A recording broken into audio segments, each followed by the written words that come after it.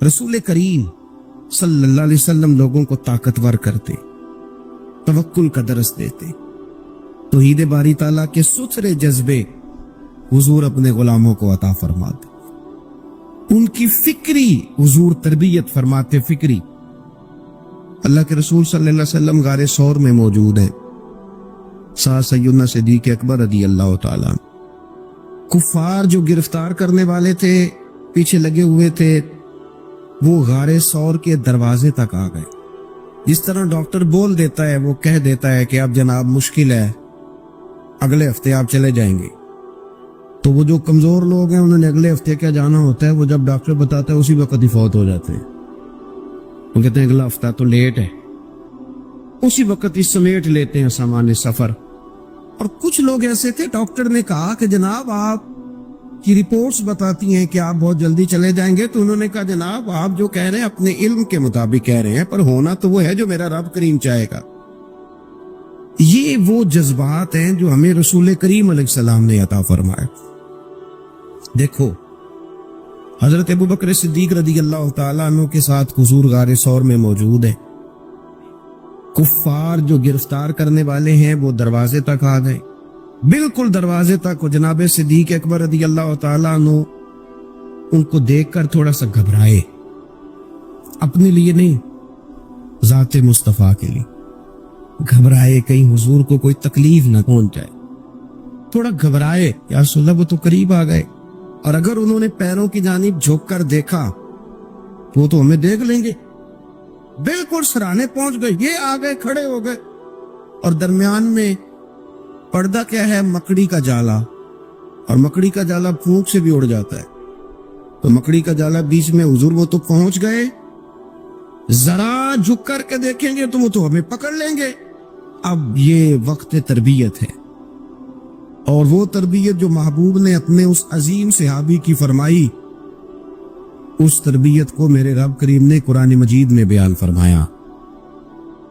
हुजूर फरमाते हैं, रब फरमाता है कि फरमाया महबूब ने, फरमाया ला तहज़न, अबू बकर घबराना।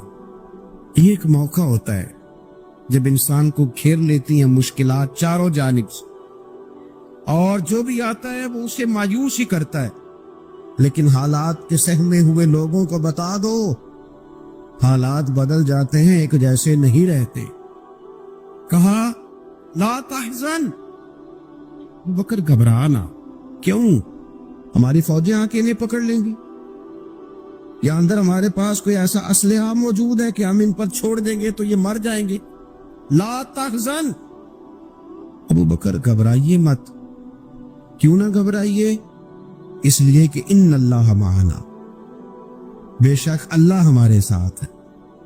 जिनके साथ रब हो उन्हें घबराना नहीं चाहिए। उन्हें घबराना, ये जो मुसल्ले की कुव्वत होती है, ये दुआ की ताकत होती है, दुआ सलाहुल मोमिन, ये जो कुव्वत होती है इंसान के पास, ये उसके पास हथियार होता है कि आज रात मना लूंगा, मेरा रब करम फरमा दे।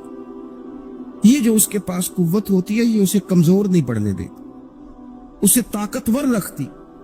तो हुजूर ने अफकार के अंदर ये हुस्न पैदा किया, लोगों को बतलाया कि बजाय इसके कि तुम कोई चोर रास्ता तलाश करो, कोई सियासत करने की कोशिश करो, तुम कोई ऐसी राह इख्तियार करो जो तुम्हें महसूस हो कि दुरुस्त नहीं है, उस रास्ते न चलो, बल्कि तुम अपने रब को मनाने वाले रास्ते पे चलो। और तिरमिजी शरीफ में हदीस है, हजरत अनस बिन मालिक रज़ी अल्लाह तआला अन्हु फरमाने लगे कि करीम महबूब अलैहिस्सलाम फरमाते हैं कि अपने दुखड़े दुनियादारों को ना बताना, सेठों, नवाबों, चौधरियों, चावलोसी करने की जरूरत कोई नहीं। अपने दुखड़े दुनियादारों को ना बताना, वरना अल्लाह तुम्हें कभी गनी नहीं फरमाएगा। फरमाया अपने दुख अपने रब करीम की बारगाह में अर्ज करना, जल्दी या देर से अल्लाह तुम्हें लोगों से बेनियाज कर देगा। तरबियत फरमाई। हम लोगों ने तेजी से अपने आप को कमजोर किया है। तवज्जो का मरकज दुनियादार, वो अकबर अलाहाबादी ने कहा था कि मुसीबत में भी अब याद खुदा हमको नहीं आती, दुआ मुंह से न निकली, जेबों से अर्जियां निकली। اب بھی نا لوگ درخواستیں جمع کراتے ہیں، دعائیں نہیں کرتے. تو بھائی ایک تو یہ کہ توحید باری تعالیٰ کے بارے میں اصل نظریات، افکار کا حسن، پاکیزگی اور آپ کا اپنے رب کی جانب پورا توجہ کرنا. ہمارے ہاں اب تو خیر کرامتیں فیس بک پہ آتی ہیں اور لوگ اس کا سوال بھی بڑا تگڑا کر کے کرتے ہیں.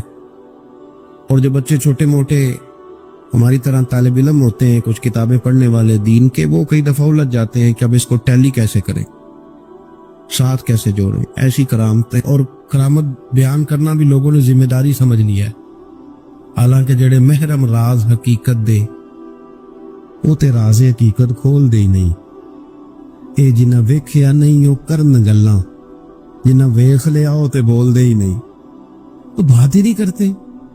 تو کرامت نا جوڑ جاڑ کے نا کہیں فٹ کی جاتی ہے.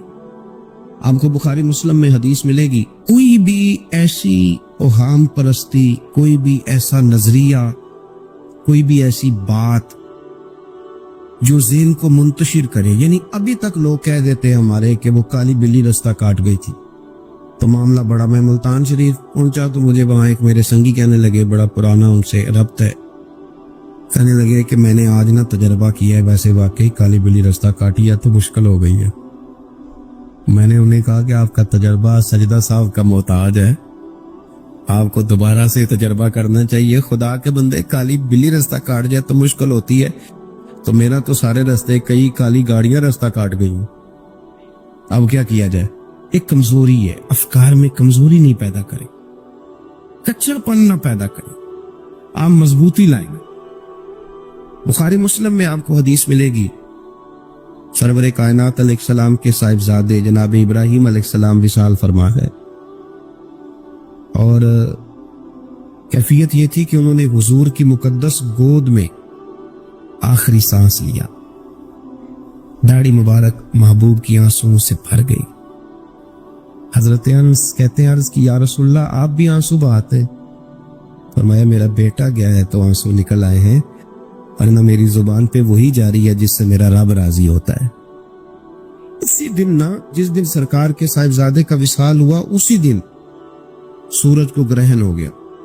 کچھ لوگوں نے بات جوڑ دی، کہنے لگے کہ آج چونکہ حضور سید عالم علیہ السلام کے صاحبزادے کا وصال ہو گیا ہے تو آج دیکھو سورج کو بھی گرہن ہو گیا. بات جوڑ دی. غم کی کیفیت تھی، سرکار کی مقدس داڑھی آنسوؤں سے بھری ہوئی تھی، حالات کا تقاضا اور اس کی سمت کچھ اور تھی.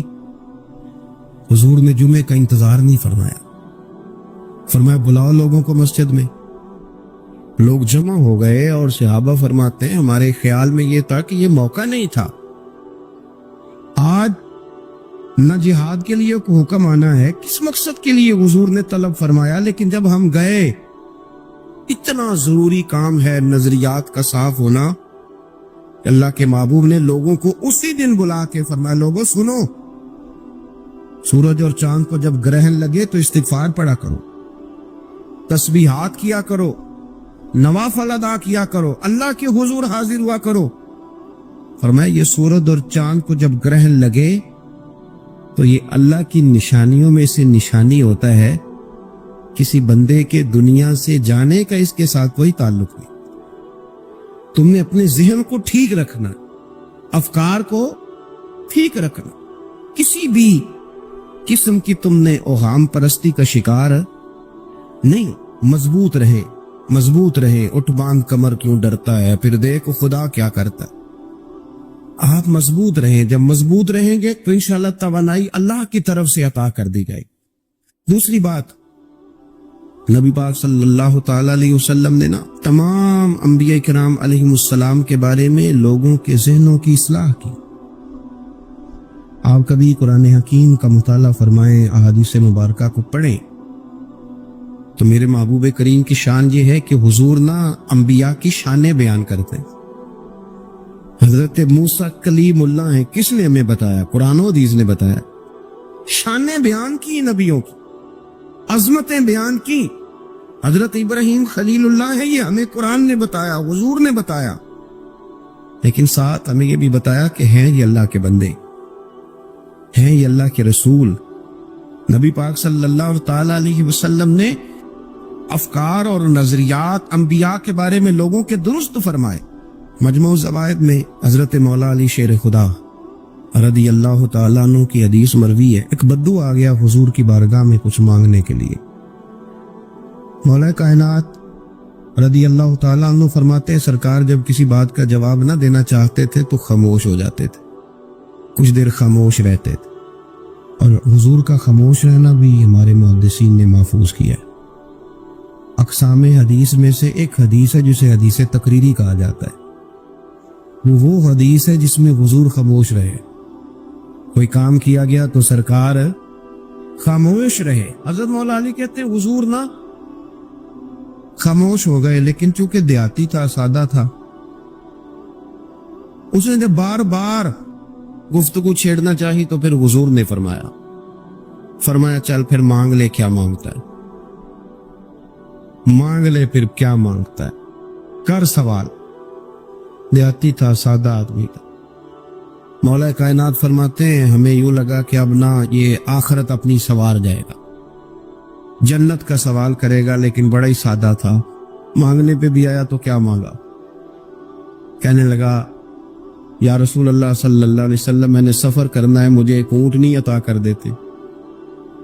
حضرت سلطان باہو سے کسی نے کہا کہ بڑے لوگ مرید ہوتے ہیں، تو فرمانے لگے رابطہ طالب کوئی نہیں ملے، جو ملے طالب زر داؤ۔ تو بہت سارے لوگ ایسے آتے ہیں جو کامل شیخ کے پاس بھی آ کے کہتے ہیں دکان کوئی نہیں چلتی، یہ تو کسی سیٹ سے مشورہ کر لیتے، کاروبار چلانے کا آپ کو ڈھنگ بتا دیتا۔ یہ یہاں کے بھی آپ نے یہی سوال کی، یہاں پہنچ کے بھی یہی سوال۔ تو نبی پاک صلی اللہ تعالی علیہ وسلم سے کہنے لگا ایک اونٹ دے دیں آنے جانے کے لیے۔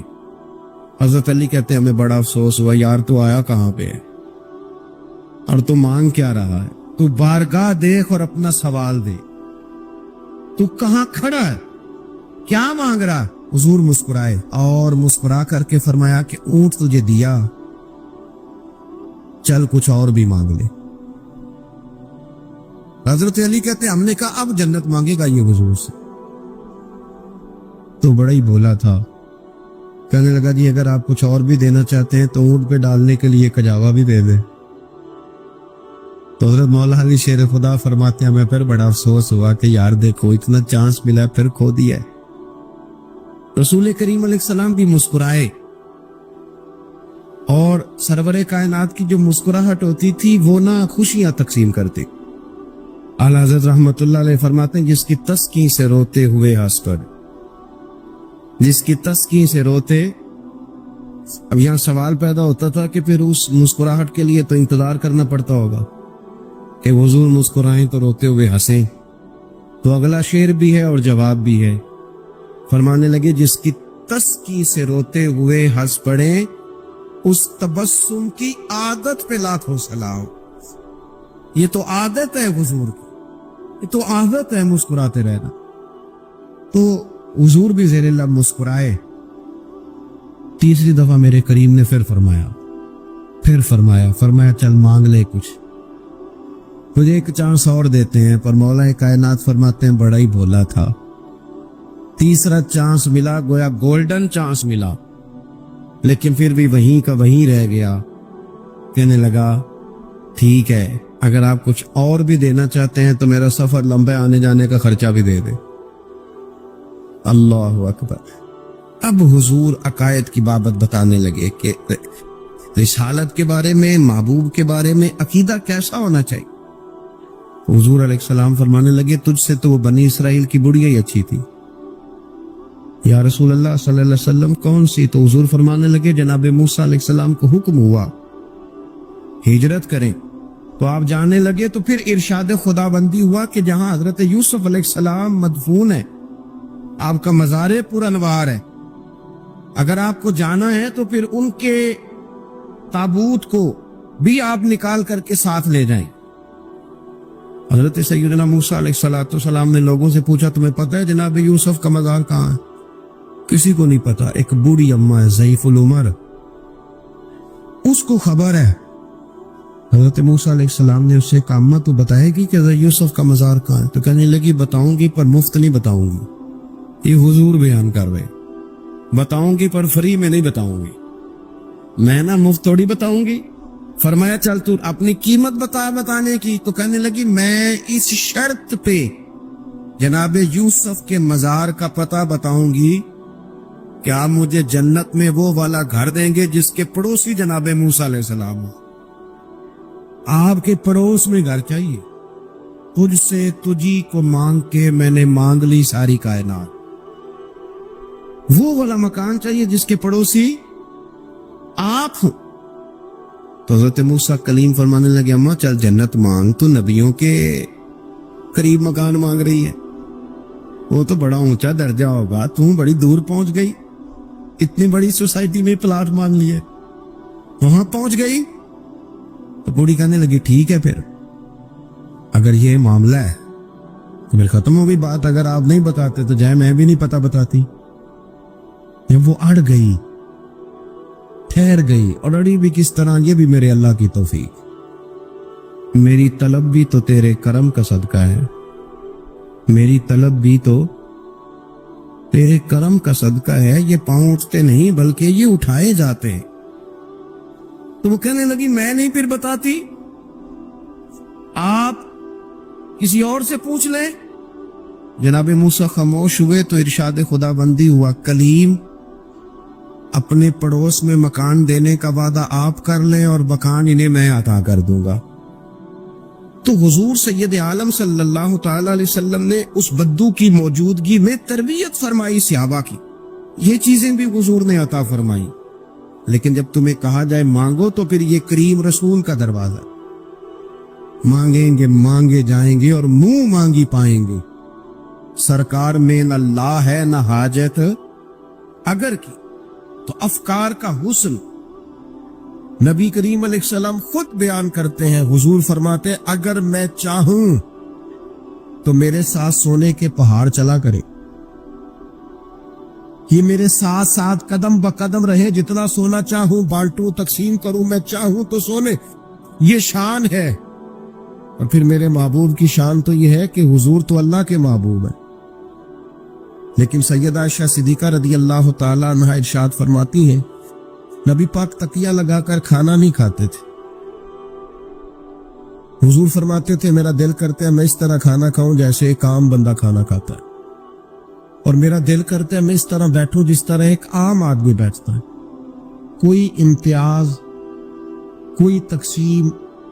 میں بڑا چھوٹا آدمی ہوں، اللہ مجھے معاف کرے، میرے اسا فرمایا کرتے تھے چودھری صاحب کا پیر کوئی نہیں ہوتا، مالدار کا پیر اور پڑھے لکھے آدمی کا پیر یہ خود پیر ہوتے ہیں، جدے کاردانے او دے کملے بھی، پیسے جو پاس ہیں اور ڈگریاں پاس ہوں تو پھر بھی، اور علماء مجھ سے ناراض نہ ہو جائیں تو اسا فرمایا کرتے تھے علماء خلیفے ہوتے ہیں، مرید نہیں ہوتے، یہ خلفاء ہوتے ہیں۔ یہ مرید تو وہ ہوتا ہے جو بیچارہ انکساری کے ساتھ پیچھے ہوتا ہے کہ میں کچھ سیکھ لوں۔ تو اگر اللہ تعالیٰ کسی وقت انسان کو شان دے، امام فخر الدین رازی فرماتے ہیں دیکھیے نا، ایک ہے انسان کے حالات بڑے کمزور ہے تو وہ عاجزی دکھا رہا ہے انکساری، اور ایک یہ ہے کہ پوری بلندیاں اللہ نے دی، ایک دفعہ پورا عروج اللہ نے عطا کیا ہے لیکن پھر بھی اس میں عاجزی رہے، انکساری رہے۔ اس کا مطلب یہ ہے کہ وہ بندگی کر رہا ہے، وہ جھکا ہوا۔ امام فخر الدین رازی فرماتے ہیں جب نبی پاک علیہ السلام کو اللہ نے معراج پہ بلایا نا، معراج پہ، یعنی اتنا اونچا کوئی نہ گیا ہے نہ کبھی جا سکتا ہے جہاں مدینے والے محبوب تشریف لے گئے۔ امام رازی کہتے ہیں معراج میں جب ساری وسعتیں اور ساری بلندیاں نبی پاک علیہ السلام گزر گئے اور کائنات کی ہر چیز نیچے رہ گئی، کیا نوری کیا خاکی سب نیچے رہ گئے، ایک محبوب تھا، ایک محب تھا، ایک خالق تھا، ایک اس کی مخلوق اول تھی۔ نبی کریم علیہ السلام جب اللہ کی بارگاہ میں بیٹھ گئے تو رب کریم نے کہا محبوب مجھے بتائیے آپ کو کس نام سے پکاروں؟ محبوب بتاؤ نہ کس لقب سے ملقب کروں، آج آپ میرے سامنے بیٹھے کس لقب سے یاد کروں؟ تو یہ شان دیکھو میرے کریم محبوب کی، کہا اے اللہ میرا دل کرتا ہے تو مجھے اپنا بندہ کہہ کے پکارے۔ متائے بے بہا ہے درد و سوز آرزو مندی، مقام بندگی دے کر نہ لو شان خدا بندی۔ رسول کریم نے امت کو بتایا جو رب کا بندہ کہلانے میں مزہ ہے نا، وہ کسی اور چیز میں نہیں ہے۔ مالک مجھے اپنا بندہ یا عبدی، بندہ کہہ کے بلا، تیرا بندہ کہلانے میں جو مزہ ہے، عاجزی انکساری، یہ انسان کو بڑا نوازتی ہے۔ صحیح مسلم میں حدیث ہے، ایک خاتون حضور کی بارگاہ میں آئی جس کی عقل میں کچھ تھوڑی کمزوری تھی، حواس پورے درست، ہم اپنے لفظوں میں دیوانہ کہتے ہیں، کچھ لوگ اب نارمل بھی کہتے ہیں ایسے آدمی۔ ذہنی توازن پوری طور پہ ٹھیک نہیں تھا۔ وہ خاتون حضور کی بارگاہ میں آئی اور اس نے عرض کی یا رسول اللہ مجھے آپ سے کام ہے۔ تو نبی پاک علیہ السلام نے فرمایا تو مدینے کی جس گلی میں کہے گی میں کھڑے ہو کے تیری بات سننے کو تیار ہوں۔ وہ حضور کو لے گئی ایک کونے میں، لے جا کے اس نے اپنی ساری بات سنائی اور مدینے والے محبوب نے ساری بات سنی۔ ایک طرف شان یہ ہے کہ محبوب معراج کی بلندیوں پر اللہ کے قرب خاص میں بیٹھے ہیں، اور دوسری طرف حال یہ ہے، آج یہ ہے کہ ایک وہ امت کی خاتون جس کا ذہنی توازن ٹھیک نہیں ہے، مدینے کی گلی میں کھڑے ہو کے کریم اس کی باتیں بھی سن رہے ہیں۔ جب اللہ تعالیٰ شان عطا کرے، بلندیاں عطا کرے تو پھر انسان کو تھوڑا سا سمجھنا چاہیے۔ اچھا ایک وقت ایسا آتا ہے جب کچھ لوگ بندے کو تکلیف دیتے ہیں، پھر ایک ٹائم ایسا آتا ہے وہ تکلیف دینے والے اس کے سامنے آ کے بیٹھ جاتے ہیں، عاجزی کرتے ہیں۔ مکے والوں نے بڑی تکلیف دی، پھر بدر والے دن وہ قابو آ گئے، گرفتار ہو گئے۔ اب آپ کو پتا ہے بندے کے جب وہ بندہ قابو آ جائے نا جس نے تکلیف دی ہو تو لوگ دانت پیستے ہیں، شدید غصہ کرتے ہیں، آیا نا میری داڑھ کے نیچے، اب دیکھنا میں حشر کیا کرتا ہوں۔ سخت ترین سزا دینے کو جی چاہتا ہے، لیکن مکے والے قیدی بن کے آئے تو نبی پاک نے نہ ان کی آنکھیں نکالی، نہ کان کاٹے، نہ قتل کیا، بلکہ معمولی سا فدیہ فرمایا یہ دو جرمانہ اور جاؤ۔ اور صحابہ سے کہا ان قیدیوں کو اپنے اپنے گھروں میں لے جاؤ اور ان کی خدمت کرنا۔ وہ قیدی بتاتے ہیں کہ قربان جائیں اس حسن سلوک پر کہ جن کے گھروں میں ہم قیدیوں کو رکھا گیا تھا وہ خود کھجوریں کھا کے گزارا کرتے تھے، ہمیں کھانے کھلایا کرتے، خود کھجور پانی پر گزارا کرتے۔ ایک شخص ان میں تھا، ابو ایزا اس کا نام تھا، وہ شاعر تھا۔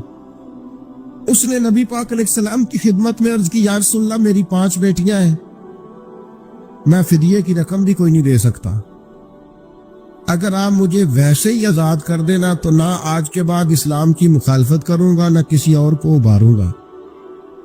یہ 5 بیٹیوں کی بات کرنے والا بندہ یہ پہلے تلوار لے کے آیا ہے مسلمانوں کے خلاف لڑنے، یہ پھول لے کے نہیں آیا، یہ تلوار لے کے پہلے لڑنے آیا ہے۔ اب جب قابو آ گیا تو کیا کہہ رہا میری 5 بیٹیاں ہیں؟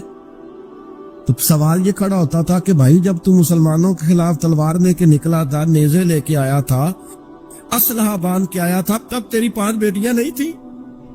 قابو آ گیا تو کہتا 5 بیٹیاں اور میں فدیہ بھی نہیں دے سکتا، جرمانہ بھی نہیں دے سکتا، آزاد کر دے۔ پر کھڑا ہے نا رسول رحمت کے سامنے، یا رسول اللہ مجھے معافی دے دے، تو حضور مسکرا کے فرمانے لگے ٹھیک ہو گیا، جا میں نے معافی دے دی، ختم ہو گئی بات۔ یہ وہ عاجزی انکساری کے پہلو ہے جو نبی کریم صلی اللہ تعالی علیہ وسلم نے ہمیں سکھائے ہیں۔ میرے عزیزو، فتح جب ہوئی نا مکے کی تو بہت بڑی فتح تھی۔ خود قرآن نے کہا اذا جاء نصر اللہ والفتح ورأیت الناس يدخلون فی دین اللہ افواجا، بہت بڑی فتح تھی۔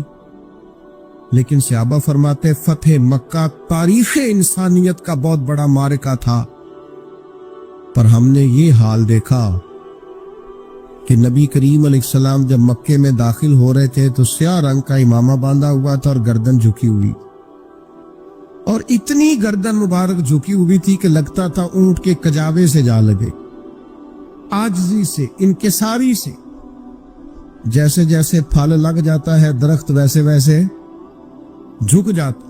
تو جب اللہ تبارک و تعالیٰ کسی شخص کو عروج دے، حالات اچھے کرے، تو پھر اسے کیا کرنا چاہیے؟ ایک خاص پہلو آپ کی خدمت میں عرض کرنا ہے۔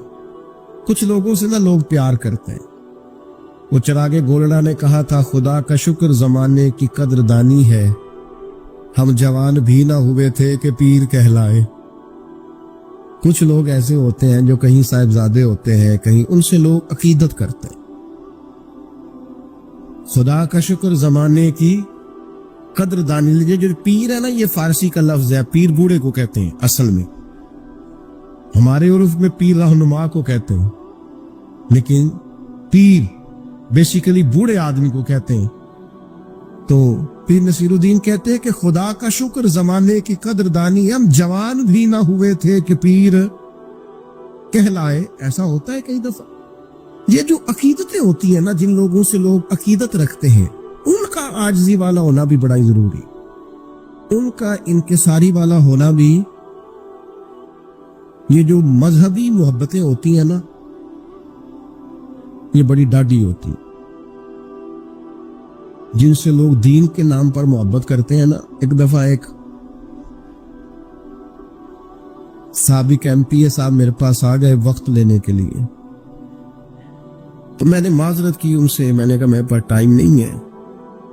تو کہنے لگے، پیر صاحب بندے تے ساڈے مگر بھی بڑے نہیں، پر یہ کہ تساں نہ ہی کر چھڑیے۔ میں کہ تواڈے مگر جڑے نے نا وہ ووٹ دیندے نے، تے ساڈے مگر جڑے نے وہ جان دیندے نے، اے ساڈا تے تواڈا فرق ہے۔ یہ مذہبی محبتیں ہوتی ہیں نا، یہ بڑی اچھا، اللہ تعالیٰ معاف کرے، بہت سارا فضل کرے، ان کا بھی لوگ پھر غلط استعمال کرتے ہیں۔ بعض نا عاقبت اندیش لوگ دین کے نام پہ محبت کرتے ہیں، ان کے دل میں خواہش جار جاتی ہے پیسوں کی، اقتدار کی، بڑی کوٹھی کی، بڑے گھر کی، بڑی گاڑی کی۔ مذہبی عقیدتیں جو ہوتی ہیں نا، یہ بڑی انفرادی ہوتی ہیں، اور اس میں کئی دفعہ تھوڑی آزمائش بھی۔ جس کو لوگ نیک سمجھتے ہیں، لوگ کہتے ہیں جنازہ بھی اسی نے پڑھانا ہے، نکاح بھی، کیونکہ بندہ جو نیک ہے، کول پہ بھی اسی نے آنا ہے، محفل پہ بھی اسی نے آنا ہے۔ کیوں کہ بندہ وہ نیک پھر بیچارہ خود کچھ بھی نہیں کر سکتا، سارے کام نیک آدمی سے کرانے ہیں۔ بندہ نیک ہے، لہذا سارے کام، پیتا بھی یہی کاٹے گا، افتتاح بھی یہی کرے گا، سارے کام یہ کرے گا، کیونکہ بندہ نیک ہے۔ اب وہ جیسے تیسے بھی ہو، چونکہ نیک ہے لہذا اسے بھی ہر جگہ۔ تو اس کے کئی پہلو ہیں مذہبی محبتوں کے۔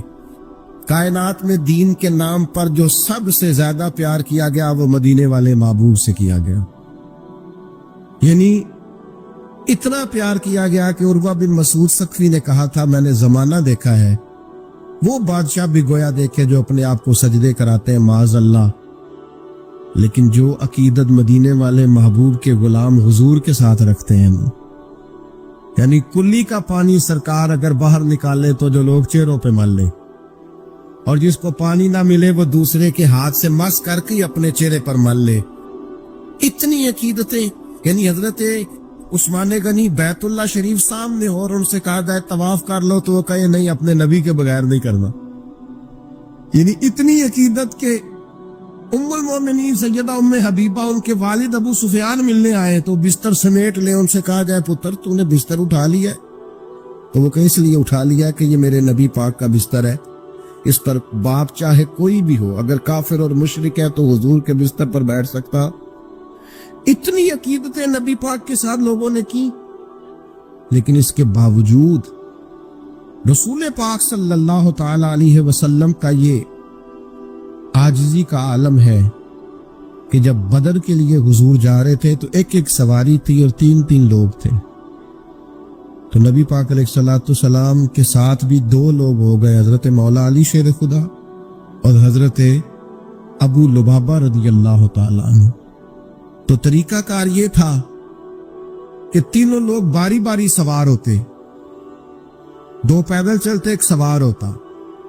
حضرت ابو لبابہ رضی اللہ تعالیٰ عنہ سوار ہوئے, مولا علی سوار ہوئے, پھر میرے نبی کریم سوار ہوئے. جب باری آئی حضور کے پیدل چلنے کی تو غلاموں نے کہا یا رسول اللہ ہمارا نہیں دل کرتا آپ پیدل چلیں, آپ بھی سواری پہ بیٹھیں. تو بتائیں حضور نے کیا فرمایا؟ فرمایا نہ تو تم مجھ سے زیادہ طاقتور ہو اور نہ ہی ایسا ہے کہ تمہیں اللہ سے ثواب زیادہ لینا ہے, مجھے لینا نہیں.